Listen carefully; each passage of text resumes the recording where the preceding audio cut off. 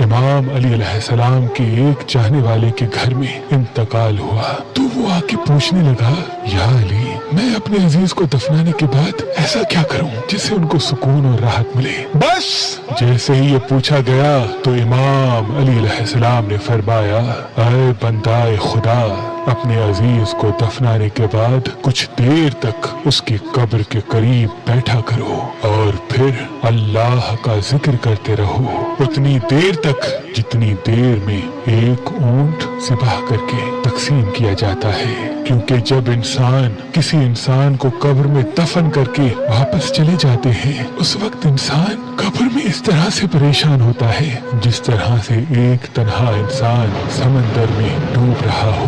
याद रखना, उस वक्त इंसान को अकेलाई, तन्हाई और अपने गुनाहों का खौफ बार बार पशेमान करता है। ऐ शख्स, जब तुम अपने अजीज के कब्र के करीब बैठ के अल्लाह का जिक्र करते रहोगे तो वो मरा हुआ इंसान तुम्हें देख के पुरसुकून रहेगा कि मेरे दोस्त या मेरे औलाद ने मेरा हक अदा कर दिया, और फिर वो इत्मीनान में आकर कब्र के फरिश्तों को सही सही जवाब देने लगेगा। कब्र के फरिश्तों को सही सही जवाब देने लगेगा।